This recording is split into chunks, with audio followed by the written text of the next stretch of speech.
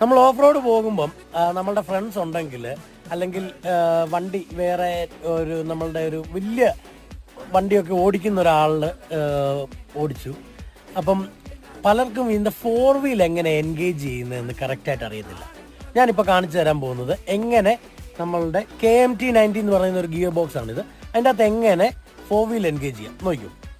നമ്മൾ വണ്ടി സ്റ്റാർട്ട് ചെയ്യുന്നില്ല. ഇപ്പം വന്നേക്കുന്നത് 2 വീൽ ഡ്രൈവിലാണ്. അപ്പം ഈ ഗിയർ ലിവർ ഫ്രണ്ടിൽ, ഇതാണ് 2 വീൽ ഡ്രൈവ്. ഇവിടെ നിന്ന് നമ്മൾ 4H, ഇതാണ് 4 ഹൈ എന്ന് പറയാം. അതായത് സ്പീഡിൽ പോകുമ്പോൾ നമുക്ക് 4 വീലിന് പിടുത്തമുണ്ട്, പക്ഷേ സ്പീഡിൽ പോകാൻ. അടുത്തതാണ് 4 ലോ, അതായത് ഏറ്റവും കൂടുതൽ ടോർക്കിൽ പിടിച്ച് ക്രോൾ ചെയ്ത് കയറാൻ. ഓക്കെ, ഇപ്പൊ നമ്മൾ 4H എത്തി. ഇവിടുന്ന് നമ്മൾ ലെഫ്റ്റിലോട്ടൊന്ന് പിടിക്കുന്നു, നേരെ അങ്ങേയറ്റം എത്തിക്കഴിഞ്ഞ് കഴിഞ്ഞാൽ 4 ലോ എത്തി. ഇങ്ങനെയാണ് 4 വീല് എൻഗേജ് ചെയ്യുന്നത്. ഓക്കെ.